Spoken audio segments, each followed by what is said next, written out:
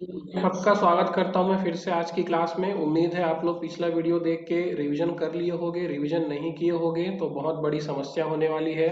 Revision करते रहिए, बिना रिवीजन के नेट या जेआरएफ निकालना पॉसिबल नहीं है। तो उम्मीद है आप लोग रिवीजन या तो कर लिए होंगे या कर लोगे। आज हम लोग शुरू करते हैं हमारा अगला टॉपिक, क्लोज एंडेड क्वेश्चन। कल मैं आप लोगों को ओपन एंडेड क्वेश्चन बताया था। ओपन एंडेड क्वेश्चन के बारे में मैंने आप लोगों को ये बताया था कि ओपन एंडेड क्वेश्चंस या जिसको मुक्त या विस्तृत प्रश्न भी बोलते हैं, विस्तृत प्रश्नावली भी बोलते हैं, ये ऐसे क्वेश्चंस होते हैं जिनका कोई फिक्स आंसर नहीं होता। ठीक है, जिसका कोई फिक्स आंसर नहीं होता। उत्तर देने वाला या प्रतिवादी जो है या रिस्पोंडेंट जो है वो अपने इच्छा से, अपने बारे में या अपने सुझाव से, अपनी सोच से वो कितना भी बड़ा आंसर दे सकता है और कैसा भी आंसर दे सकता है। ठीक है, एग्जाम्पल हम लोगों ने इसका देखा था। किसी की एक एग्जाम्पल है, what do you think about X Y Z, कि आप किसी विषय के बारे में क्या सोचते हैं। व्हाट इज योर ओपिनियन, आपके इस बारे में विचार क्या है, सोच क्या है। तो इस तरीके के जो क्वेश्चंस होते हैं इसका आंसर आप कैसा भी दे सकते हैं, इसका कोई एक फिक्स आंसर नहीं होता। कुछ इसके एडवांटेज हम लोग देखे थे कि आपको अनएंटिसिपेटेड आंसर्स मिलते हैं। ठीक है, जो रिसर्चर है, जो अनुसंधान करता है, वो प्रतिवादी का, रिस्पोंडेंट के रियल व्यूज को जानने का उसको मौका मिलता है, यानी कि एक्चुअली वो क्या सोचता है, वो एक एज एन इंडिविजुअल वो क्या सोचता है, ये हमको जानने का मौका मिलता है। ठीक है, एक और हम लोगों ने इसका एडवांटेज देखा था कि ओपन एंडेड क्वेश्चन में जो प्रतिवादी है, जो रिस्पोंडेंट है, वो अपनी भाषा में रिएक्ट करता है, अपनी भाषा में वो उत्तर देता है, आंसर देता है, जिसकी वजह से क्रिएटिविटी ज्यादा होती है। इससे हमको ये समझ में आता है कि जो उत्तर देने वाला है, जो प्रतिवादी है, जो रिस्पोंडेंट है, वो कितना क्रिएटिव है। और क्योंकि वो अपनी लैंग्वेज में आंसर देता है इसलिए ज्यादा अच्छा आंसर हमें मिलता है। लास्ट एक हम लोगों ने इसका एडवांटेज देखा था कि जो है हमें ये पता चलता है कि रिस्पोंडेंट जो है या प्रतिवादी जो है उसके अपने तर्क क्या है, किसी भी विषय के बारे में उसके अपने तर्क क्या है। कुछ डिसएडवांटेज इसका हम लोग देखे थे कि कभी कभी जो है आंसर्स बहुत ज्यादा वेरी करते हैं, बहुत ज्यादा अलग होते हैं, डिफरेंट आंसर्स। ठीक है, या फिर हिंदी में इसको बोल सकते हैं उत्तर में भिन्नता। और इसका हम लोगों ने देखा था डिसएडवांटेज कि कभी कभी उत्तर देने वाला अपने विषय से भटक सकता है, गैर जरूरी बातें वो बोल सकता है, या इररिलेवेंट इंफॉर्मेशन वो देता है। ठीक है, और इसमें एक हम लोगों ने देखा था कि क्योंकि बहुत ज्यादा आंसर्स अलग होते हैं, डिफरेंट होते हैं, तो एनालाइज करने में हमको दिक्कत होती है। डिटेल में कल हम लोगों ने इसकी चर्चा की थी। कोडिंग करने में हमको प्रॉब्लम होती है, कूट लेखन इसको बोलते हैं हिंदी में, ये भी प्रॉब्लम होती है। कूट लेखन क्या होता है, कल के वीडियो में मैंने आप लोगों को बताया था।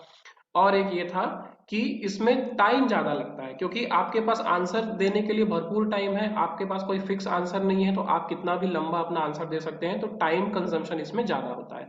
आज हम लोग देखेंगे close ended questions. Close ended question Hindi में इसको बोलते हैं परिमितोत्तर प्रश्न। ठीक है, परिमितोत्तर प्रश्न, परिमितोत्तर प्रश्न, नाम याद रखिएगा हिंदी मीडियम वाले। इंग्लिश में इसको बोलते हैं क्लोज एंडेड क्वेश्चन या परिमितोत्तर प्रश्न। क्लोज एंडेड क्वेश्चन जो है वो वास्तव में आप लोगों को इसके बारे में पता है, शायद नाम आप लोग नहीं जानते होंगे। क्लोज एंडेड क्वेश्चन का मतलब होता है कि आपके पास आंसर्स के ज्यादा ऑप्शंस नहीं होते, आप वो आंसर नहीं दे सकते जो आप देना चाहते हैं, आप वो आंसर नहीं दे सकते जो आप सोचते हैं। क्लोज एंडेड क्वेश्चंस में आपको कुछ ऑप्शंस दिए जाते हैं और आपको उन ऑप्शंस में से कोई एक ऑप्शन अपने आंसर के तौर पे, अपने उत्तर के तौर पे चुनना पड़ता है। जैसे कि जो बहुविकल्पीय प्रश्न होते हैं, मल्टीपल चॉइस क्वेश्चंस जो होते हैं, वो एक तरीके के क्लोज एंडेड क्वेश्चंस होते हैं। ठीक है, जो मल्टीपल चॉइस क्वेश्चन जो होते हैं, जैसे कि एनटीए का जो एग्जाम है वो भी एक मल्टीपल चॉइस क्वेश्चंस है। ज्यादातर जो कॉम्पिटिटिव एग्जाम्स होते हैं, प्रतियोगी परीक्षाएं होती हैं, उनमें क्लोज एंडेड क्वेश्चंस पूछे जाते हैं। क्लोज एंडेड क्वेश्चंस का मतलब क्या होता है कि आपके पास एक क्वेश्चन होगा और आपके पास आंसर्स का ऑप्शन होगा। आंसर्स का ऑप्शन, आप वो आंसर नहीं दे सकते जो आप सोचते हैं या जो आपको लगता है। आपके पास आंसर्स का ऑप्शन होगा, उत्तर की आपके पास विकल्प होगा, और आपको उनमें से जो आपको सही लगता है, उन ऑप्शंस में से जो आपको सही लगता है, आप वही आंसर दे सकते हैं। ठीक है, इसके कुछ फायदे हैं, कुछ इसके नुकसान हैं, और ये भी देखेंगे कि कौन सी कंडीशन में हमको close ended question pattern use करना चाहिए। ठीक है, थोड़ा सा पढ़ते हैं कि इसमें क्या लिखा हुआ है। Close ended questions are the best suited for large scale surveys. बहुत इंपॉर्टेंट बात शुरू में ही लिखी हुई है कि सबसे ज्यादा उपयोगी ये कब होता है, जब आप लार्ज स्केल सर्वे कर रहे हैं, यानी कि आपको बहुत सारे लोगों से क्वेश्चन करना है, बहुत सारे लोगों से आपको सवाल करना है। तो सबसे इंपॉर्टेंट चीज जो इसमें लिखी है कि जब आपको बहुत बड़े स्केल में सर्वे करना है, बहुत बड़े पैमाने पे आपको सर्वेक्षण करना है, जैसे कि 1000 2000 3000 लोग हैं जिनके बारे में आपको जानना है, जिनसे आपको क्वेश्चन करना है। तो इस केस में आप ओपन एंडेड क्वेश्चन आप यूज नहीं कर सकते, ठीक है? क्यों? क्योंकि उस केस में आपको सबको इंडिविजुअली जज करना पड़ेगा, इंडिविजुअली आपसे आपको क्वेश्चन पूछना पड़ेगा। और जैसे कि अभी अभी हम लोग यहाँ पर देखें कि जो ओपन एंडेड क्वेश्चन है उसका एक डिसएडवांटेज क्या है कि ये बहुत ज्यादा टाइम टेकिंग है। और अगर बहुत सारे पार्टिसिपेंट्स हैं, बहुत सारे भागीदारी हैं, बहुत सारे प्रतिभागी हैं, तो उस केस में आपके पास इतना टाइम नहीं हो सकता कि आप उनसे ओपन एंडेड क्वेश्चन पूछें। तो सबसे पहली चीज जो आपको क्लोज एंडेड क्वेश्चन के बारे में याद रखना है वो ये है कि ये तब सबसे ज्यादा उपयोगी होता है जब लार्ज स्केल सर्वे हो, जब बहुत सारे लोगों से आपको क्वेश्चन पूछना है, ठीक है? इसका एक बहुत ऑब्वियस जो एडवांटेज है वो हम लोग ये कह सकते हैं कि ये इस केस में जो आंसर देना होता है वो थोड़ा आसान होता है और जल्दी आंसर आपको मिलता है। यहाँ पे लिखा हुआ है कि जो आंसर होता है, जो रिस्पॉन्स होता है, that is easier and quicker. Easier and quicker का मतलब है कि आसान आंसर करना आसान होता है और तेज होता है। ऐसा क्यों बोल रहे हैं हम लोग? ऐसा क्यों बोल रहे हैं हम लोग? ऐसा इसलिए हम लोग बोल रहे हैं क्योंकि जब आपके पास ऑप्शंस है, 3 4 या 5 आपके पास ऑप्शन है और आपको उन 5 में से ही कोई एक ऑप्शन चुनना है, तो उस केस में आपके पास आपको ज्यादा कुछ सोचने की जरूरत ही नहीं है। आप उन 4 या 5 ऑप्शंस को देखेंगे, आपको उस 4 या 5 ऑप्शन में से जो ऑप्शन सबसे सही लगता है आप वो आंसर टिक कर देंगे या आप उस आंसर को अपना आंसर मानेंगे, ठीक है? तो इसलिए आंसर करना थोड़ा सा सरल भी हो जाता है और क्योंकि आपको ज्यादा सोचना नहीं है तो आपका समय भी बचता है, तो आंसर भी आपको स्पीड से मिलता है, तेज आपको रिस्पॉन्स मिलता है। इसके अलावा एक और इसका जो एडवांटेज है वो ये है कि शोधकर्ता के लिए अपने आंसर्स की, उनके आंसर्स की व्याख्या करना थोड़ा सा आसान हो जाता है। जो रिसर्चर होता है उसके लिए एक सुविधा हो जाती है कि जो भी आंसर्स उसको मिलते हैं, जो भी रिस्पॉन्स उसको मिलता है, उसका इंटरप्रिटेशन करना आसान होता है, उसे इंटरप्रीट करना आसान होता है। क्यों आसान होता है? ओपन एंडेड क्वेश्चन के केस में हम लोग अभी अभी देखे कि कभी कभी हमको बहुत ज्यादा डिफरेंट आंसर्स भी मिलते हैं। ओपन एंडेड के केस में क्या होता है, हमको बहुत डिफरेंट आंसर्स कभी कभी मिल जाते हैं। और अगर हर रिस्पोंडेंट के आंसर में बहुत ज्यादा अंतर होगा, बहुत ज्यादा डिफरेंस होगा, तो उसका एक जनरलाइज्ड कंक्लूजन निकालना मुश्किल होगा, उसे इंटरप्रीट करना मुश्किल होगा। लेकिन क्लोज एंडेड के केस में क्या होता है, जैसे कि मैंने आप लोगों को बताया कि रिस्पोंडेंट्स के पास लिमिटेड ऑप्शन है, तो यानी कि ये होगा कि ज्यादातर जो रिस्पोंडेंट्स होंगे उनके आंसर्स में बहुत ज्यादा वेरिएशन नहीं होगा। और क्योंकि बहुत ज्यादा वेरिएशन नहीं होगा तो उन आंसर्स का, उन रिस्पॉन्स का, उन उत्तर का इनको इंटरप्रीट करना, उससे एक निष्कर्ष निकालना थोड़ा सा आपके लिए ज्यादा आसान होगा एक रिसर्चर के तौर पे, ठीक है? आगे देखते हैं, इसमें लिखा हुआ है all the close ended questions in the questionnaire may bring distorted results. May bring distorted results, ये क्यों बोल रहा है भाई? अभी थोड़ी देर पहले बोल रहा था कि अच्छा आंसर मिलता है, अब ये कह रहा है कि मे bring distorted result. Distorted result का मतलब होता है त्रुटिपूर्ण परिणाम, त्रुटिपूर्ण परिणाम। तो होता क्या है कि ओपन एंडेड और क्लोज एंडेड दोनों के ही केस में कभी कभी ये होता है कि जो उनका एडवांटेज है वही कभी कभी उनका डिसएडवांटेज भी बन जाता है। क्यों? क्योंकि देखिए यहाँ पर, क्योंकि आप आंसर करने वाले के पास, जो रिस्पोंडेंट है, जो प्रतिवादी है, उसके पास क्योंकि ज्यादा ऑप्शंस है नहीं, ठीक है? तो वो क्या करेगा, जो ऑप्शंस उसके पास है उनमें से ही कोई एक ऑप्शन वो चुन के देगा। और हो सकता है जो आंसर वो देना चाहता था, हो सकता है कि जो आंसर वो देना चाहता था वो आंसर उसके ऑप्शंस में हो ही ना। इसका मतलब वो जो भी ऑप्शन चुनेगा, चाहे वो कोई भी ऑप्शन चुने, वो गलत आंसर दे रहा है। क्योंकि जो आंसर उसे सही लगता है वो आंसर हो सकता है ऑप्शन में ही नहीं था। इसका मतलब जो भी आंसर वो चुनेगा, जिस भी आंसर को वो अपना आंसर मानेगा, वो आंसर गलत होगा, ठीक है? तो इसलिए यहाँ पे कहा जा रहा है कि इस तरीके का जो क्वेश्चनायर होता है, इस तरीके का जो पैटर्न होता है, मेथड होता है, वो कभी कभी क्या होता है, त्रुटिपूर्ण परिणाम देता है, डिस्टॉर्टेड रिजल्ट देता है, फॉल्टी रिजल्ट देता है, ठीक है? तो आगे बोला जा रहा है कि आप इस प्रॉब्लम को सॉल्व कैसे कर सकते हो। हम ये एक रिसर्चर के तौर पे हम लोग ये सोच के नहीं बैठ सकते कि भाई जो ओपन एंडेड क्वेश्चन पैटर्न है उसमें ये खामियां हैं, जो क्लोज एंडेड क्वेश्चंस हैं उसमें ये खामियां हैं। हमको उन खामियों को दूर करते हुए उस मेथड को यूज करना पड़ेगा। तो जो क्लोज एंडेड क्वेश्चन के साथ जो प्रॉब्लम है कि कभी कभी उसमें फॉल्टी रिजल्ट मिलते हैं, फॉल्टी आंसर्स मिलते हैं, तो उस आंसर, इस कमी को, क्लोज एंडेड क्वेश्चनायर की इस कमी को आप कैसे दूर कर सकते हैं? यहाँ पे लिखा हुआ है by taking interviews. By taking interviews यानी कि आप एक छोटा छोटा इंटरव्यू लेके देख सकते हैं। फॉर एग्जाम्पल कि मैंने आपको 10 क्वेश्चंस का एक 10 क्लोज एंडेड क्वेश्चंस मैंने आपको दिए और हर क्वेश्चन में आपके पास 4 या 5 ऑप्शंस थे। तो मैं एक बहुत शॉर्ट टर्म इंटरव्यू ले सकता हूं आपसे कि भाई आपने पहले क्वेश्चन का आंसर अगर आपने ये चुना है तो क्यों चुना है, दूसरे क्वेश्चन का आंसर अगर आपने ये चुना है तो क्यों चुना है। इस तरीके का एक छोटा सा इंटरव्यू लेके मैं क्लोज एंडेड क्वेश्चन की इस कमी को दूर कर सकता हूं। ठीक है, इसको क्या बोल सकते हैं अपन, क्या ऑप्शन है, साक्षात्कार लेना। एक छोटा सा इंटरव्यू ले लेना इस कमी को दूर कर देगा। ठीक है, उम्मीद है यहां तक की बातें आपको समझ में आई होंगी। कुछ इसके एडवांटेजेस देख लेते हैं।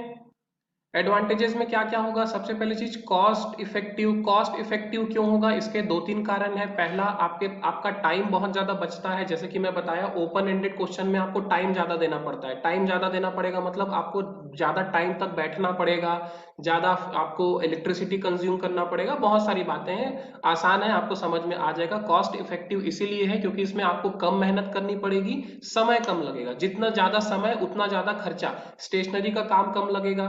ठीक है, उसके बाद देखते हैं answers of the respondents can be compared. Answers of the respondents can be compared क्योंकि क्लोज एंडेड क्वेश्चन में बहुत ज्यादा भिन्न आंसर आपको मिलते नहीं है, बहुत ज्यादा अलग अलग आंसर्स आपको मिलते नहीं है, तो आंसर्स के बीच तुलना करना थोड़ा सा आसान होता है। ठीक है, easy for the respondents to answer. स्वाभाविक सी बात है, जो आंसर देने वाला है उसके लिए भी थोड़ा सा आसान हो जाएगा काम, क्योंकि उसे ज्यादा सोचना नहीं है, ज्यादा दिमाग नहीं लगाना है। जो ऑप्शन उसे दिख रहे हैं उसमें से कोई एक उसे चुनना है। कोडिंग और टेबुलेशन में आसानी होगी।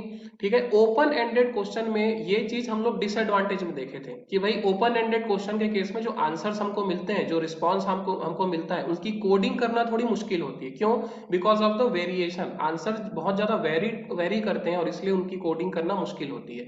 तो यहाँ तो आंसर ज्यादा वेरी करेगा नहीं, और क्योंकि आंसर ज्यादा वेरी करेगा नहीं, इसलिए कोडिंग और टेबुलेशन यानी कि एक तरीके से आप कह सकते हो कूट लेखन और वर्गीकरण में थोड़ी सी आसानी होती है।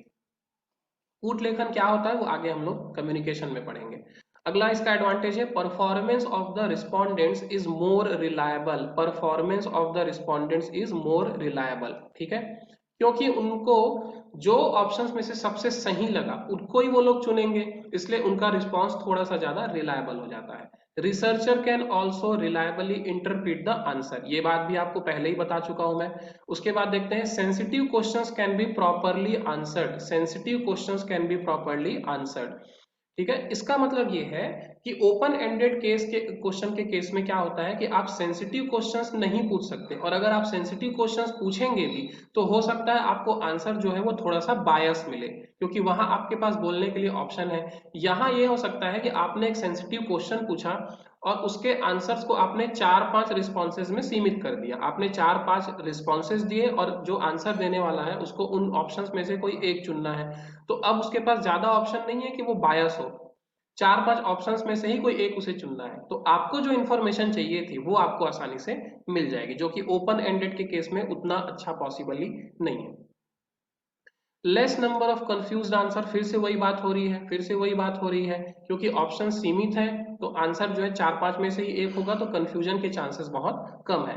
कंफ्यूजन तब होता है जब आंसर देने वाला बहुत ज्यादा लंबा और बहुत ज्यादा वैरायटी वाले आंसर्स को दे रहा है, वो अपनी एक ही बात में बहुत सारी बातें बोल रहा है, तब आपको कंफ्यूजन होगा।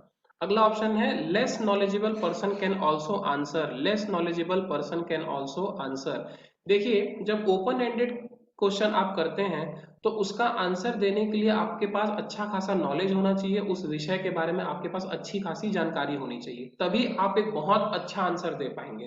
ठीक है, लेकिन जब क्लोज एंडेड क्वेश्चन रहता है, जब आपके पास ऑप्शंस है आंसर देने के, आपके पास 4-5 ऑप्शंस हैं और आप उन 4-5 ऑप्शंस को बहुत कम समय में जज भी कर सकते हो कि आपको इनमें से कौन सा सही लगता है, तो उस केस में अगर आपके पास उस टॉपिक के बारे में बहुत ज्यादा जानकारी नहीं भी है तो भी आप आंसर दे सकते हैं। इसलिए यहाँ पे लिखा हुआ है कि कम ज्ञानी व्यक्ति या ऐसा व्यक्ति जिसके पास उस विषय के बारे में बहुत ज्यादा जानकारी नहीं है वो भी उसका आंसर दे सकता है। लास्ट इसका है with limited number of answer options the possibility of getting enough responses, the possibility of getting enough responses increases। देखिए, आप दो एग्जांपल ले लीजिए। आप एक क्वेश्चन करते हैं जो कि ओपन एंडेड होता है, यानी कि आप क्वेश्चन कर रहे हो, आप ऊपर प्रतिवादी पे ये छोड़ देते हो कि वो जो भी आंसर देना चाहे। तो उस केस में अगर उससे कुछ सूझ नहीं रहा है तो वो आंसर स्किप भी कर सकता है, वो बोल सकता है कि नहीं मैं इसका आंसर अभी नहीं दे सकता या मैं नहीं देना चाहता। लेकिन जब उसी केस में उसी क्वेश्चन का आप 4-5 ऑप्शन दे देते हो तो नेचुरली हम उन 4-5 में से कोई एक आंसर जरूर चुन लेते हैं। उस केस में क्वेश्चन स्किप करने वाली बात बहुत कम होती है। तो इसलिए ये यहाँ पर बोल रहा है कि रिस्पॉन्सेज जो है वो आपको ज्यादा मिलते हैं, बहुत ज्यादा लोग या बहुत ज्यादा क्वेश्चंस के आंसर आपको मिलते हैं, बहुत ज्यादा आपको रिस्पॉन्सेज मिलते हैं, जो कि ओपन एंडेड के केस में उतना पॉसिबल नहीं है।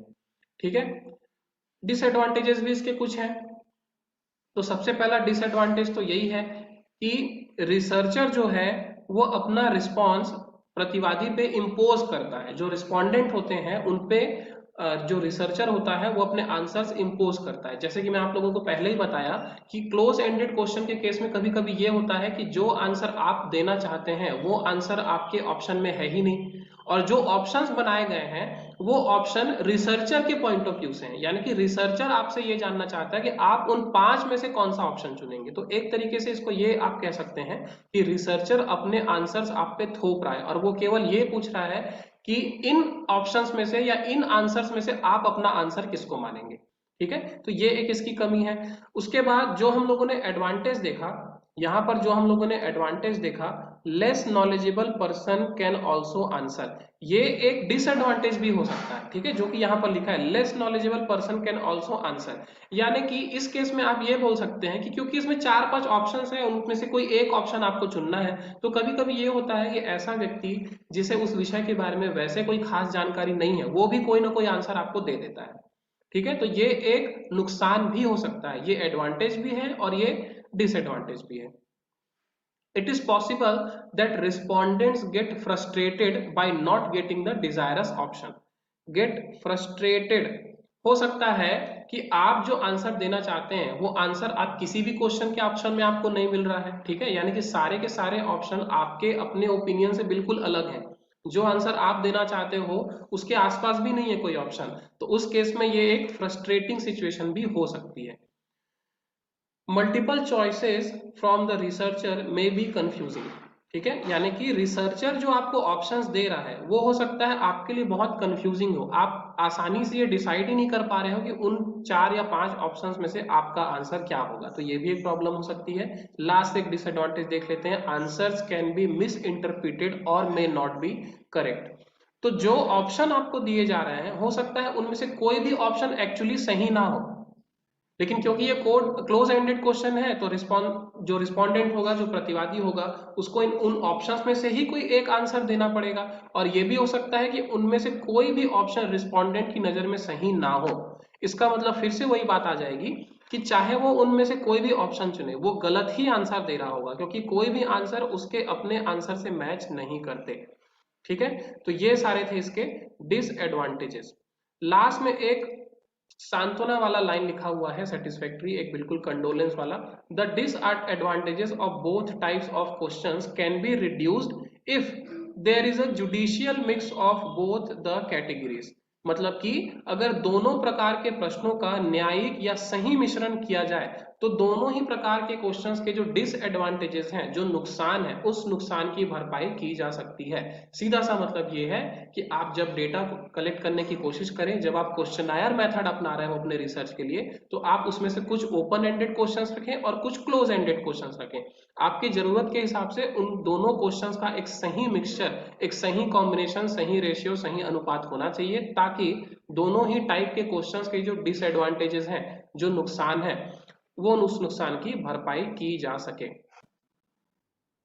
लास्ट आपका जो इसमें क्वेश्चनायर में है वो ये है कि थोड़ा सा हम लोग ये देख लेते हैं कि क्वेश्चनायर का जो लेआउट या फॉर्मेट है, फॉर्मेट का मतलब ये है कि जब क्वेश्चनायर हम लोग बनाते हैं तो उसमें कौन कौन सी क्वालिटीज होनी चाहिए ताकि हमें सही, रेलेवेंट और अच्छा आंसर मिले, अच्छा रिस्पॉन्स मिले। ठीक है, उसी को हम लोग बोलेंगे फॉर्मेट या लेआउट। बहुत छोटी छोटी चीजें हैं, याद रखने में भी बहुत आसान है, पर याद जरूर रखिएगा क्योंकि इससे सीधे क्वेश्चंस बनते हैं कि क्वेश्चनायर का फॉर्मेट सेट करते समय या प्रश्नोत्तरी का प्रारूप या अभिन्यास तय करते समय निम्न में से कौन सी विशेषताएं उसमें होनी चाहिए या नहीं होनी चाहिए, ऐसा वो क्वेश्चन पूछ सकता है। ठीक है, तो सबसे पहला बहुत सिंपल सी बात वो बोल रहा है कि ये अट्रैक्टिव होना चाहिए। आपका जो क्वेश्चनायर है, जो प्रश्नोत्तरी है, थोड़ा सा उसका जो लेआउट है, जो फॉर्मेट है, वो थोड़ा सा आकर्षक होना चाहिए, एकदम टिपिकल सरकारी छाप नहीं होना चाहिए। ठीक है, आकर्षक होना चाहिए सबसे पहली बात। दूसरा, neat and easy to follow, यानी कि जो आपका फॉर्मेट होना चाहिए वो बहुत ज्यादा हॉच पॉच नहीं होना चाहिए। कहां पर से पहला क्वेश्चन शुरू हो रहा है, कहां पर वो क्वेश्चन खत्म हो रहा है, कहां पर से ऑप्शन शुरू हो रहे हैं, ये समझ में ही नहीं आ रहा है, ऐसा नहीं होना चाहिए। बहुत सुव्यवस्थित, सिस्टमेटिक और लेजिटिमेट होना चाहिए। उसके बाद देखते हैं कि जो क्वेश्चंस हैं, क्वेश्चन जो है वो प्रॉपरली नंबर्ड होने चाहिए और आंसर्स लिखने के लिए पर्याप्त जगह होनी चाहिए, इनफ स्पेस होना चाहिए, और क्वेश्चंस को आप प्रॉपरली नंबर करें। ठीक है, यानी कि क्रमांक स्पष्ट होना चाहिए। वही बात जो मैं अभी बोला, पहला question, second question, third question, ये सारी चीजें बहुत ही सिस्टमेटिकली और क्लियर होनी चाहिए। और आंसर लिखने के लिए enough space should be given to write answers, यानी कि आंसर लिखने के लिए, उत्तर लिखने के लिए पर्याप्त जगह होनी चाहिए, इनफ स्पेस होनी चाहिए। ठीक है, space between question should be adequate. Space जो है, कौन सा स्पेस की बात कर रहे हैं, स्पेस बिटवीन क्वेश्चन, दो क्वेश्चंस के बीच इनफ स्पेस होना चाहिए ताकि आपको अच्छे से क्लियर समझ में आए कहां पर से पहला क्वेश्चन शुरू हुआ, कहां पर से दूसरा क्वेश्चन शुरू हुआ। ठीक है,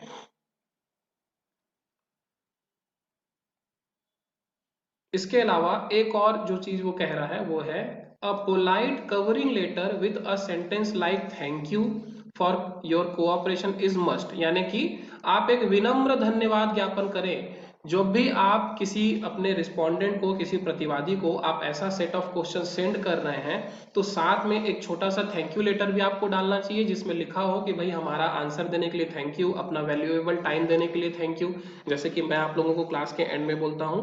इस तरीके की एक कवरिंग लेटर उसमें होनी चाहिए। तो फॉर्मेट और लेआउट हो गया कंप्लीट। इसके फीचर्स को थोड़ा सा आप लोग याद रखना। अगला टॉपिक हमारा शुरू करते हैं, तीसरा मेथड। तो 3 मेथड मैंने आप लोगों को बताया था, वो तीनों मेथड अगर आप लोग यहाँ पर लिख के भेज दोगे तो बड़ा अच्छा लगेगा मेरे को। पहला मेथड मैं आप लोगों को बताया था ऑब्जर्वेशन मेथड, दूसरा मेथड में बताया था क्वेश्चनायर मेथड, और तीसरा है हमारा इंटरव्यू मेथड। हिंदी में बोले तो पहला था अवलोकन पद्धति, दूसरी थी प्रश्नोत्तरी पद्धति, और तीसरा क्या रहेगा, साक्षात्कार पद्धति। तो इंटरव्यू की डेफिनेशन जो है रिसर्च में बड़ी दिलचस्प है, थोड़ा सा देखते हैं अपन क्या है। लिखा है the interview is a short term secondary social interaction. ठीक है, the interview is a short term secondary social interaction between two strangers. Two strangers, बहुत इंपॉर्टेंट वर्ड यहाँ पे लिखा हुआ है, बिटवीन टू स्ट्रेंजर्स। तो सबसे पहला क्वेश्चन जो यहाँ पर एनटीए बना सकता है और आपको कंफ्यूज कर सकता है वो तो यही है कि वो लिख देगा इस पूरे स्टेटमेंट को कि the interview is a short term secondary social interaction between to person who know each other. यहां पर लिखा हुआ है टू स्ट्रेंजर्स, एक बार हिंदी में रीड कर देता हूं मैं ताकि हिंदी मीडियम वालों को कोई कंफ्यूजन ना हो। दो अजनबियों के बीच, दो अजनबियों के बीच, इस पे थोड़ा सा ज्यादा स्ट्रेस देना, दो अजनबियों के बीच एक निश्चित उद्देश्य के लिए अल्पकालिक माध्यमिक बातचीत प्रक्रिया। अल्पकालिक माध्यमिक बातचीत प्रक्रिया, आपको पता है ये बात कि इंटरव्यू जो है 24 घंटे नहीं चलता। आपको यह भी पता है कि इंटरव्यू जो है वो एक स्पेसिफिक पर्पस के लिए होता है। ऐसा नहीं होता कि मैं सीजीपीएससी के ऑफिस गया था इंटरव्यू देने के लिए और पता ही नहीं था कि इंटरव्यू में दे क्यों रहा हूं, ऐसा तो हो नहीं सकता। तो ये जो दो कॉमन फीचर हैं ये तो आप बहुत अच्छी तरीके से जानते हो। जो ये दो कॉमन फीचर है, निश्चित उद्देश्य, ठीक है, या इसको हम लोग इंग्लिश में बोल सकते हैं for explicit purpose. Explicit purpose का मतलब होता है स्पेसिफिक पर्पस। तो ये जो दो फीचर है, निश्चित उद्देश्य और अल्पकालिक, अल्पकालिक, ठीक है, शॉर्ट टर्म यहाँ पे लिखा हुआ है, शॉर्ट टर्म, ये दो फीचर तो सबको पता है। इंपॉर्टेंट फीचर जो यहाँ याद रखने वाला है वो है टू स्ट्रेंजर्स। बोल रहा है कि दो अजनबियों के बीच होता है, तो हो सकता है दो अजनबियों के बीच, दो एक दूसरे को जानने वाले, ऐसा लिख दे एंटी और आपको कंफ्यूज कर दे। एग्जाम्पल दे रहा हूं, ऐसा कोई जरूरी नहीं कि ऐसा क्वेश्चन आ जाए, तो ये आपको ध्यान में रखना है। तो इंटरव्यू की परिभाषा रिसर्च में जो बोली जा रही है वो ये है कि इंटरव्यू क्या है, इंटरव्यू दो अजनबियों के बीच एक शॉर्ट टर्म यानी कि थोड़े समय की बातचीत है, ठीक है, जो किसके लिए है, एक निश्चित उद्देश्य के लिए है, एक एक्सप्लिसिट पर्पस के लिए है भाई, एक्सप्लिसिट पर्पस यानी कि निश्चित उद्देश्य। तो ये आपको इसका डेफिनेशन इस तरीके से याद रखना है। आगे ये लिखता है information is obtained in a structured conversation जो conversation है, जो बातचीत चल रही है, वो संरचित है। संरचित का मतलब या स्ट्रक्चर्ड का मतलब आप कुछ यूं समझिए कि पहले से आप एक फॉर्मेट तय करके रखते हैं कि इस तरीके के क्वेश्चंस करने हैं और उसका इस तरीके का यदि जवाब आता है तो हम उनको इसके इतने मार्क्स देंगे या इस तरीके से उसे जज करेंगे। तो क्वेश्चन ओपन एंडेड हो सकते हैं, क्लोज एंडेड हो सकते हैं, लेकिन स्ट्रक्चर का मतलब है कि आपने तय करके रखा है कि आप किस तरीके के क्वेश्चंस करेंगे और किन विषयों से आप क्वेश्चन करेंगे, ये होता है स्ट्रक्चर होने का मतलब। ठीक है। ये भी हो सकता है कि इंटरव्यू में जो है जो क्वेश्चंस है वो पूर्व नियोजित हो। पूर्व नियोजित का मतलब होता है प्री अरेंज, यानी कि आपने पहले ही तय कर रखा था कि आप इस तरीके का क्वेश्चन करेंगे या ये क्वेश्चन आप करेंगे। हो सकता है आप इंटरव्यू के लिए पहले ही क्वेश्चन सेलेक्ट करके रखे हो। ये भी हो सकता है कि आप अपना सोचने में टाइम वेस्ट नहीं करना चाहते, आप पहले ही कुछ क्वेश्चंस आपने तय कर रखे हैं कि ये क्वेश्चन तो हर किसी से पूछना ही है। फॉर एग्जाम्पल एक जो क्वेश्चन होता है इंट्रोड्यूस योर सेल्फ, अपने बारे में बताइए, ये एक प्री डिटरमिन्ड क्वेश्चन है, प्री अरेंज क्वेश्चन है। ठीक है। ये बात तो आपको पहले ही पता है कि इंटरव्यू के केस में फेस टू फेस इंटरेक्शन होता है। इंटरव्यू जो है वो फेस टू फेस होता है। ऐसा नहीं हो सकता कि आपको एक रूम में बैठा दिया गया और आपको 2-4 क्वेश्चन लिख के दे दिए गए और आप उसको इंटरव्यू बोल रहे हो। नहीं, इंटरव्यू हमेशा आमने सामने होगा भाई, फेस टू फेस होगा। ठीक है। क्वेश्चंस में भी प्री डिसाइडेड, जो कि अभी अभी मैं आप लोगों को बताया कि ये भी हो सकता है कि क्वेश्चंस आपने पहले ही तय कर रखे थे। ये भी हो सकता है कि आप ऑन द स्पॉट आंसर देने वाले के हिसाब से आप उसे क्वेश्चन कर रहे हो। जैसे कि आप लोगों को पता ही होगा कि जब आप इंटरव्यू में बैठते हैं तो कभी कभी ये होता है कि आपके आंसर से ही क्वेश्चंस बनाए जाते हैं। तो ये भी हो सकता है कि आप ऑन द स्पॉट इंस्टेंटली आप क्वेश्चंस क्रिएट कर रहे हो, और ये भी हो सकता है कि आपके क्वेश्चन जो है वो प्री अरेंज्ड हो, प्री डिसाइडेड हो। दोनों बातें हो सकती हैं। ठीक है। आगे ये लिख रहा है the interview method includes only open ended questions. Only open ended questions, ये एक ब्लैंकेट स्टेटमेंट आपको मिल गया। ब्लैंकेट स्टेटमेंट का मतलब होता है एक ऐसा स्टेटमेंट जो बदला नहीं जाएगा। ओनली ओपन एंडेड क्वेश्चन, यानी कि इंटरव्यू के केस में आपको केवल ओपन एंडेड क्वेश्चन ही पूछे जाएंगे। ओपन एंडेड क्वेश्चन मतलब कि क्वेश्चंस पहले से तय हो सकते हैं। इंटरव्यू लेने वाला, क्वेश्चन पूछने वाला पहले से अपने क्वेश्चंस तय करके रख सकता है, लेकिन आपको पहले से आंसर प्रिपेयर करके रखना है ऐसा कोई जरूरी नहीं है, या आपको आंसर्स का ऑप्शन दिया जाएगा उसमें से ही कोई एक ऑप्शन आपको चुनना पड़ेगा, ऐसा नहीं है। आंसर तो उत्तर देने वाला अपनी मर्जी का ही देगा। क्वेश्चन पहले से सेट करके रखा जा सकता है, पहले से डिसाइड करके रखा जा सकता है, या फिर on the spot according to respondents answer भी क्वेश्चन पूछा जा सकता है। ठीक है। तो क्वेश्चन पूछने वाले के पास दोनों ऑप्शन है, चाहे तो वो आंसर क्वेश्चंस पहले से तय करके रखे या वो तुरंत पूछे, लेकिन आंसर देने वाले के लिए वो क्वेश्चन हमेशा ओपन एंडेड होगा। इसका मतलब कि आंसर देने वाला अपने हिसाब से आंसर दे सकता है। समझ में आई इतनी बातें। यहां पर फिर से वही बात लिख रहा है कि इंटरव्यूज कैन बी स्ट्रक्चर्ड और अनस्ट्रक्चर्ड, मतलब कि वही है कि क्वेश्चंस पहले से तय करके रखे जा सकते हैं या फिर ऑन द स्पॉट भी पूछा जा सकता है। तो देखते हैं भाई कि स्ट्रक्चर्ड इंटरव्यू जो होगा उसमें कौन कौन सी बातें होंगी। लिखा है स्ट्रक्चर्ड इंटरव्यू द इंटरव्यूअर का मतलब क्या होगा, क्वेश्चन पूछने वाला। बार बार ये वर्ड अभी आएगा तो आप लोग अभी समझ लो। इंटरव्यूअर का मतलब है वो जो क्वेश्चंस पूछेगा, इंटरव्यूअर का मतलब है वो जो क्वेश्चन पूछेगा, और इंटरव्यूवी का मतलब होगा वो जो आंसर देगा। ठीक है। इंटरव्यूअर का मतलब प्रश्न पूछने वाला, इंटरव्यूवी का मतलब होगा आंसर देने वाला। तो कह रहा है कि द इंटरव्यूअर यानी कि जो क्वेश्चन पूछने वाला है asks the pre drafted questions, asks the pre-drafted question। pre-drafted questions का मतलब है वही पूर्व निर्धारित प्रश्न जो उसने पहले से सोच के रखा है। स्ट्रक्चर्ड इंटरव्यू में क्या होगा कि आप पहले से ही अपने क्वेश्चंस तय करके रखोगे और आप उन्हीं क्वेश्चंस को पूछोगे। आगे लिखा है he or she cannot change the answers। he or she cannot change the answers। सारी प्रॉपर्टीज मैंने स्पष्ट लिख दी हैं, अगर अभी भी आप याद नहीं करोगे तो इसमें मैं क्या कर सकता हूं। तो पहली क्वालिटी आपको मिल गई स्ट्रक्चर्ड इंटरव्यू का, संरचित साक्षात्कार का, कि उसमें आंसर जो है वो प्री ड्राफ्टेड होंगे यानी कि पूर्व निर्धारित होंगे। दूसरी क्वालिटी आपको क्या मिल गई कि जो भी इंटरव्यू लेने वाला है, जो साक्षात्कार लेने वाला है, वो क्वेश्चंस चेंज नहीं कर सकता। ठीक है, या क्वेश्चन का सीक्वेंस भी वो चेंज नहीं कर सकता भाई। देखो यहाँ पे लिखा हुआ है देयर सीक्वेंस, ही और she can not change the questions और देयर सीक्वेंस, यानी कि ना तो आप प्रश्न बदल सकते हो ना ही प्रश्नों का क्रम बदल सकते हो, दोनों एज इट इज रहेंगी। आगे लिख रहा है कि और एक क्या मुसीबत है इसमें, no freedom is given to add new questions और डिलीट एनी क्वेश्चन, यानी कि जो क्वेश्चंस का लिस्ट आपको दिया गया है चुपचाप आपको वही क्वेश्चन पूछना है और उसी सीक्वेंस में पूछना है। पहला क्वेश्चन बाद में पूछ दिए, चौथा क्वेश्चन पहले पूछ दिए, ये भी आपको नहीं करना है। इसके अलावा ना तो आपको अपनी मर्जी से कोई नया क्वेश्चन ऐड करना है और ना ही पहले के क्वेश्चंस को डिलीट करने हैं, दोनों ही आप नहीं कर सकते। ठीक है, ये क्वालिटी आपको मिल गई। The interviewer is strictly instructed to ask the pre decided questions, यानी कि जो क्वेश्चन पूछने वाला है, जो इंटरव्यू लेने वाला व्यक्ति है, उससे पहले ही ये स्ट्रिक्ट इंस्ट्रक्शंस होते हैं, बिल्कुल कड़े आदेश उसको दिए जाते हैं कि जो क्वेश्चंस पहले से डिसाइड किए गए हैं वो वही क्वेश्चंस पूछेगा, और वो भी कैसे, इन वर्बेटिम। इंग्लिश मीडियम वाले रट लो इस शब्द को, हो सकता है सीधे इस शब्द को वो पूछ ले। वर्बेटिम का मतलब होता है कि आप प्रति शब्द में प्रश्न पूछोगे, इशारे में नहीं, या दिखा के क्वेश्चन नहीं पूछोगे, लिख के नहीं दिखाना है आपको।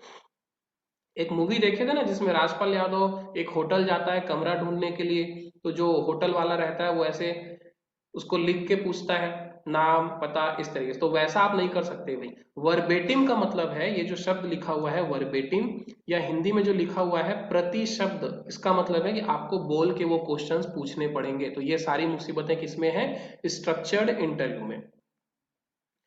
तो आगे इसमें लिखा है कि जो स्ट्रक्चर्ड इंटरव्यू होता है उसमें ओपन एंडेड क्वेश्चंस भी होते हैं, ओपन एंडेड क्वेश्चंस भी होते हैं और क्लोज एंडेड क्वेश्चंस भी होते हैं।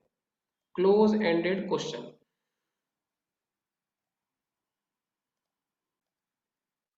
तो इसमें जो है ओपन एंडेड क्वेश्चंस भी हो सकते हैं, क्लोज एंडेड क्वेश्चंस भी हो सकते हैं। यहाँ पर आपको कंफ्यूज नहीं होना है कि भाई अभी थोड़ी देर पहले अपन बोले कि यहाँ खाली इंटरव्यू में सिर्फ ओपन एंडेड क्वेश्चंस होते हैं, यहाँ बोल रहा है कि दोनों हो सकते हैं। तो यहाँ देखिए एक बात है कि एक तो हम लोग स्ट्रक्चर्ड इंटरव्यू की बात कर रहे हैं, स्ट्रक्चर्ड इंटरव्यू की बात कर रहे हैं। तो स्ट्रक्चर्ड इंटरव्यू के केस में ये होता है कि कभी कभी कुछ क्वेश्चन जानबूझ के ऐसे रखे जाते हैं जिसके वैसे भी बहुत ज्यादा आंसर्स हो नहीं सकते। फॉर एग्जाम्पल, अगर आप टीचर हो, आप टीचर होने टीचर के पोस्ट के लिए आप इंटरव्यू दे रहे हो और वहां आपसे पूछा जा रहा है कि अगर बच्चे आपको कोऑपरेट नहीं कर रहे हैं तो आप क्या करोगे। अब यहाँ वैसे भी आपके पास कोई बहुत सारे ऑप्शंस है नहीं, आप बहुत ज्यादा कोई क्रिएटिविटी इसमें दिखा नहीं सकते।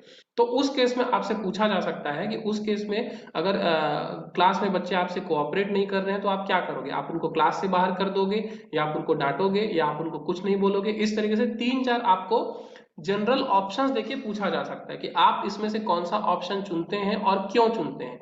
तो जो क्यों शब्द जुड़ जाएगा उसकी वजह से वो फिर से ओपन एंडेड क्वेश्चन बन जाएगा, क्योंकि आप वहां अपना लॉजिक प्रूव कर सकते हैं। ठीक है, तो इस तरीके से कुछ close ended questions structured interview के केस में इंक्लूड किए जा सकते हैं। ठीक है, आगे लिखा है कि इस तरीके का जो इंटरव्यू होता है, इस तरीके का जो इंटरव्यू होता है वो किस तरीके का इंफॉर्मेशन जनरेट करता है, यूनिफॉर्म डेटा। यूनिफॉर्म डेटा मतलब कि एक तरह का, यानी कि सिमिलर तरीके का डेटा वो जनरेट करता है। क्यों, ऐसा क्यों हो रहा है, क्योंकि अभी थोड़ी देर पहले हम लोग देखे कि स्ट्रक्चर्ड इंटरव्यू के केस में क्या होता है भाई, प्री डिसाइडेड क्वेश्चंस पूछे जाते हैं, प्री डिसाइडेड क्वेश्चंस पूछे जाते हैं, यानी कि सबसे एक ही तरह का क्वेश्चन पूछा जाएगा, सबसे एक तरीके का क्वेश्चन पूछा जाएगा। तो आप क्या करोगे, आपके पास एक यूनिफॉर्म डेटा मिलेगा, क्योंकि आंसर जो है अगर क्वेश्चन सबसे सेम पूछे जा रहे हैं तो तुलना करना ज्यादा आसान हो जाएगा कि सेम क्वेश्चन का आंसर इस व्यक्ति ने ये दिया, सेम क्वेश्चन का आंसर दूसरे व्यक्ति ने ये दिया, और तो दोनों के आंसर में कितना अंतर था।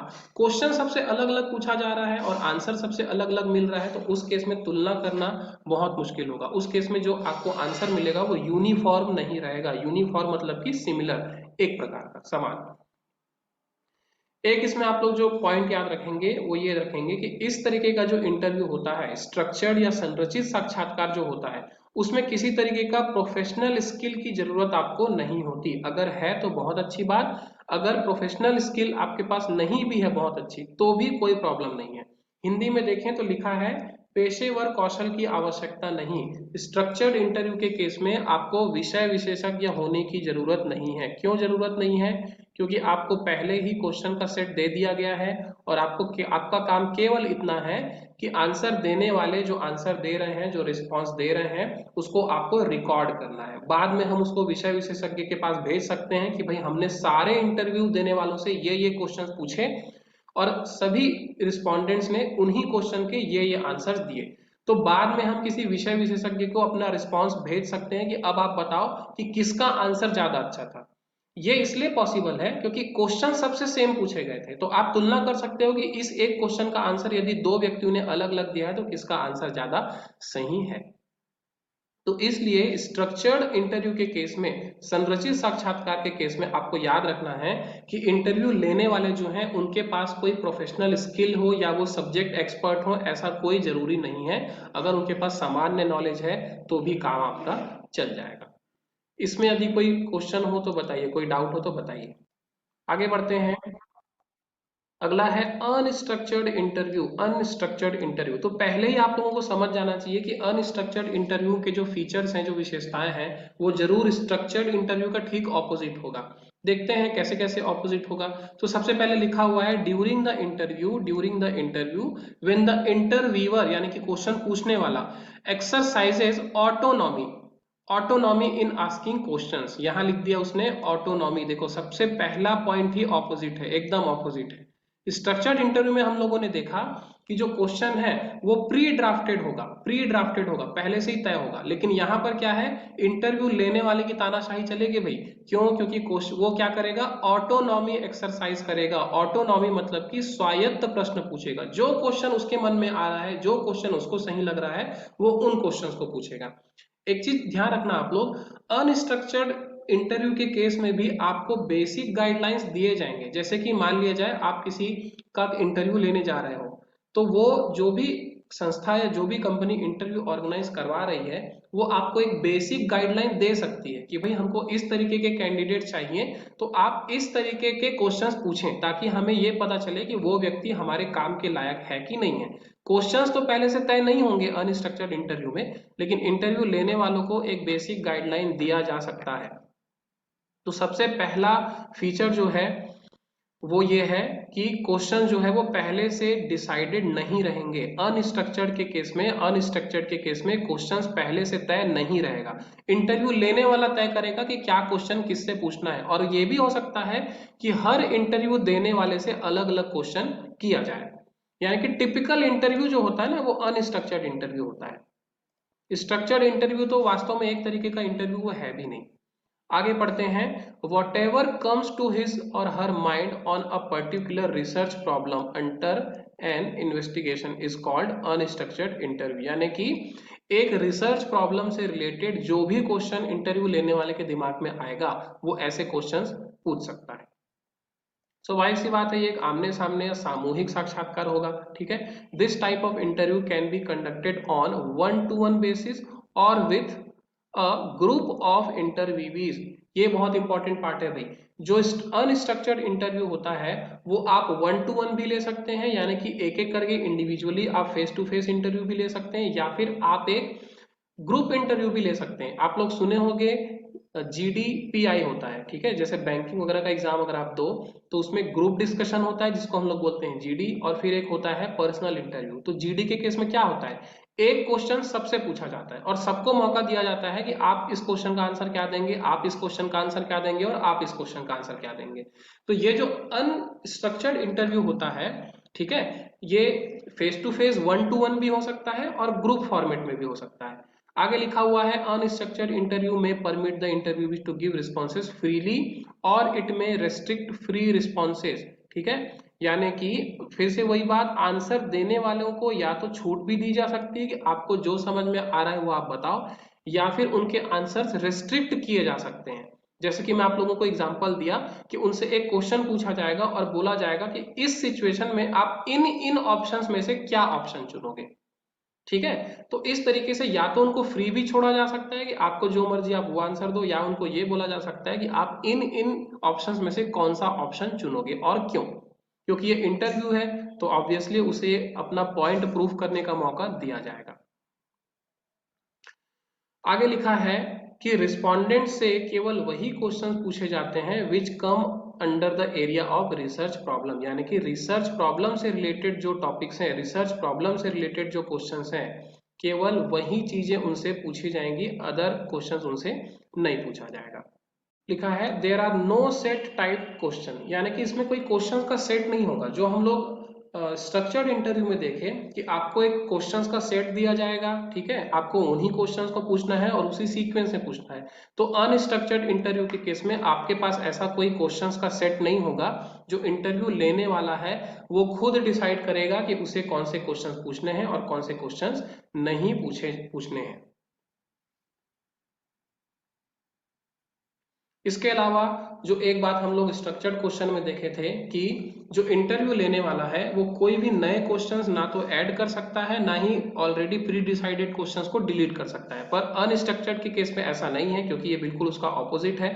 तो उसमें वो एडिशनल क्वेश्चंस भी पूछ सकता है भाई, यानी कि जो गाइडलाइंस उससे दिए गए हैं वो उसके अतिरिक्त भी कोई दूसरे क्वेश्चंस पूछ सकता है, या फिर वो ऐसे क्वेश्चंस को रिपीट करने से बच सकता है, या वो क्वेश्चन डिलीट कर सकता है जो क्वेश्चंस वो पहले पूछ चुका है। तो ये उसकी मर्जी है भाई। स्वाभाविक सी बात है, अनस्ट्रक्चर्ड है तो यहाँ आप एक्स्ट्रा क्वेश्चंस ऐड भी कर सकते हो, या फिर पूर्व नियोजित प्रश्न को ना पूछने का डिसीजन भी ले सकते हो सकता है आपको बोला गया हो कि भाई ये 2-3 क्वेश्चंस आप जरूर पूछना अपने इंटरव्यू से। तो यदि आपको लगता है कि ये क्वेश्चन आप बार बार पूछ चुके हो, तो आप चाहो तो उन क्वेश्चंस को डिलीट भी कर सकते हो, यानी कि आप चाहो तो उन क्वेश्चन को ना भी पूछो। क्योंकि अनस्ट्रक्चर्ड है तो यहाँ आपकी ऑटोनॉमी चलेगी, आप जैसी मर्जी वैसा क्वेश्चन पूछ सकते हो या फिर ना पूछो। आगे बढ़ते हैं। अगला हमारा टाइप ऑफ इंटरव्यू जो है वो है फोकस्ड इंटरव्यू। फोकस्ड इंटरव्यू, केंद्रित साक्षात्कार। तो फोकस्ड इंटरव्यू बेसिकली है क्या? फोकस्ड इंटरव्यू का मतलब है कि आप एक सब्जेक्ट एक्सपर्ट का आप इंटरव्यू लेते हैं, एक सब्जेक्ट एक्सपर्ट का, विषय विशेषज्ञ का आप इंटरव्यू लेते हैं। तो ये कौन होता है भाई विषय विशेषज्ञ? ये ऐसा व्यक्ति होता है जो आपके शोध के विषय के बारे में खुद बहुत सारी जानकारी रखता है, ठीक है। वो आपके शोध के विषय की जानकारी खुद रखता है, उसे खुद उसके बारे में बहुत सारा ज्ञान होता है। तो आप बेसिकली कर क्या रहे हो फोकस इंटरव्यू में कि उस विषय विशेषज्ञ का, उस सब्जेक्ट एक्सपर्ट के नॉलेज का आप फायदा उठाना चाहते हो। आप उसे इसीलिए बहुत ज्यादा इन डेप्थ इंटरव्यूज लेते हो उसका, आप उसे बहुत ज्यादा इन डेप्थ क्वेश्चंस करते हो। और जो इंटरव्यू देने वाला है, जो व्यक्ति है, क्योंकि वो खुद सब्जेक्ट एक्सपर्ट है, तो वो आपको इसमें सलाह दे सकता है, वो अपना एक्सपीरियंस के हिसाब से आपको आंसर दे सकता है, और वो खुद जानकारी इकट्ठा करने की क्षमता रखता है। क्योंकि वो एक सब्जेक्ट एक्सपर्ट है तो वो खुद आपके शोध विषय या आपके शोध में जो भी प्रॉब्लम है, जिस भी प्रॉब्लम के बारे में आप रिसर्च कर रहे हो, उस प्रॉब्लम से रिलेटेड इंफॉर्मेशन निकलवाने की भी क्षमता उसमें होती है। देखते हैं क्या लिखा हुआ उसके बारे में। Focus interview is conducted basically to get focused in depth information on any given issue from the respondent. और ये जो रिस्पोंडेंट है ये कौन है भाई? फोकस इंटरव्यू के केस में जो रिस्पोंडेंट होता है वो खुद सब्जेक्ट एक्सपर्ट होता है। It is one of the types of unstructured interview. Unstructured interview, अगर आप सब्जेक्ट एक्सपर्ट को सीमित कर दोगे कि भाई इन ऑप्शंस में से ही एक ऑप्शन चुन के हमको बताओ, तो आप उसका फायदा नहीं उठा पाओगे। यानी कि आपको फोकस इंटरव्यू के केस में अपने रिस्पोंडेंट को फुल फ्रीडम देनी पड़ेगी कि वो उसको जो सही लगता है वो बोले, क्योंकि वो खुद एक सब्जेक्ट एक्सपर्ट है। तो जब आप उसे फ्रीडम देंगे बोलने की, तभी वो आपको सही और अच्छी बातें, काम की बातें बता पाएगा। आगे इसमें लिखा है the main task of the researcher in such type of interview is to involve the respondents in discussion. To involve the respondents in discussion, आप उसको अपनी चर्चा में शामिल करते हो भाई। जिस विषय, जिस स्पेसिफिक टॉपिक पे, जिस विषय विशेष पे आपका डिस्कशन है, आप अपने रिस्पोंडेंट को उसमें शामिल करते हो, ठीक है, ताकि वो अपनी बात कह सके, अपने एक्सपीरियंस के बेस पे आपकी गलतियों को बता सके। Here the information is gathered from the respondents area of experience, यानी कि क्योंकि वो खुद सब्जेक्ट एक्सपर्ट है तो उसका जो एक्सपीरियंस है उसके हिसाब से वो आप उससे आंसर जानना चाहते हो, और वो उसी के बेसिस पे अपना आंसर आपको देगा। लास्ट में वही बात जो मैंने आप लोगों को बताई कि जो प्रतिभागी है, जो रिस्पोंडेंट है, वो खुद उसका एक्सपीरियंस और बैकग्राउंड जो है उस विषय से संबंधित होता है। प्रतिभागी स्वयं शोध विषय की जानकारी रखता है और आवश्यक जानकारी प्राप्त करने में कुशल होता है। अगर उसे कोई बात नहीं भी पता तो क्योंकि वो खुद सब्जेक्ट एक्सपर्ट है और वो उस काम में स्किल्ड है तो वो उन जानकारियों को खुद निकाल भी सकता है, खुद वो उन जानकारियों को प्राप्त कर सकता है, अरेंज कर सकता है। तो ये है आपका फोकस्ड इंटरव्यू। अगला देखते हैं non directive interview. Non directive interview में क्या लिखा हुआ है, लिखा है interviewer in this type of interview acts like a catalyst. Acts like a catalyst, ये इसकी एक यूनिक फीचर हो गई भाई। यानी कि जो इंटरव्यू लेने वाला है वो ज्यादा क्वेश्चंस नहीं करता, वो क्या करता है, प्रतिवादी को या रिस्पोंडेंट को प्रेरित करता है कि वो खुद उन्हें बहुत सारी बातें बताए, आप लोग देखे होंगे सेलिब्रिटीज का जो इंटरव्यू होता है टीवी में, हम लोग जो सेलिब्रिटीज का इंटरव्यू देखते हैं, आपकी अदालत या किसी भी तरीके का कोई भी एक टॉक शो जो होता है, उसमें इंटरव्यू लेने वाला बहुत कम क्वेश्चंस पूछता है और जो इंटरव्यू देने वाला है वो खुद बहुत सारी बातें बताता है। कॉफी विद करण में देख लो, करण जौहर जो है वो बहुत कम क्वेश्चंस पूछता है, बहुत छोटे क्वेश्चंस पूछता है। या फिर अब आपकी अदालत ले लो, उसमें क्वेश्चंस बहुत छोटे होते हैं और जो आंसर देने वाला है उसे फुल फ्रीडम दी जाती है कि वो जैसा चाहे वैसा आंसर दे। तो जो नॉन डायरेक्टिव इंटरव्यू है वो भी एक तरीके का अनस्ट्रक्चर्ड इंटरव्यू का ही टाइप है भाई, ठीक है, एक तरीके का ये क्या है, अनस्ट्रक्चर्ड इंटरव्यू का टाइप है। लिखा हुआ है यहाँ पर कि फोकस इंटरव्यू में क्या होता है, क्वेश्चनिंग इज वेरी लेस, प्रश्नों की संख्या बहुत कम होती है, ठीक है।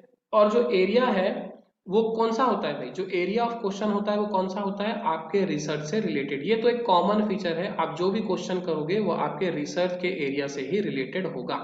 और जो रिस्पोंडेंट होता है, ही और she is supposed to give free environment to the respondents. जो प्रतिवादी होता है उसको एक स्वतंत्र वातावरण दिया जाता है, यानी कि उसे फ्री कर दिया जाता है कि वो जैसा चाहे वैसा आंसर दे सकता है, जो उसे सही लगता है वो उसे वो बोल सकता है। एक और यूनिक फीचर जो इसकी आपको याद रखना है वो ये है, रिस्पोंडेंट इंस्टेड ऑफ अप्रूविंग और डिसअप्रूविंग देम, सॉरी गलत पढ़ दिया मैं, interviewer supply supports to the views expressed by the respondent. यानी कि इसमें आपको ये बात याद रखनी है कि जो इंटरव्यू लेने वाला है वो प्रतिवादी के को सपोर्ट करेगा, जो रिस्पोंडेंट है उसको वो सपोर्ट करेगा, वो उनको सही या गलत नहीं ठहराएगा। यहाँ पर लिखा हुआ है इंस्टेड ऑफ अप्रूविंग और डिसअप्रूविंग देम, वो क्या करेगा, सपोर्ट करेगा बजाय उनको अप्रूव या डिसअप्रूव करने के। वो उनको समर्थन देगा, उनको एनकरेज करेगा, लेकिन वो उनको सही या गलत नहीं बोलेगा, वो उनके आंसर को एक्सेप्ट या रिजेक्ट नहीं करेगा। जब एक सेलिब्रिटी का इंटरव्यू हो रहा होता है तो इंटरव्यू लेने वाला ये नहीं बोलता कि आपका आंसर सही या गलत है, वो उनको सपोर्ट करता है, वो उनकी बातें सुनता है। तो जो नॉन डायरेक्टिव इंटरव्यू है उसमें यही होगा कि क्वेश्चंस कम होंगे और आप आंसर देने वालों को उत्प्रेरित करोगे, ठीक है, आप उनको इंस्पायर करोगे, स्टिम्युलेट करोगे कि वो आंसर दें।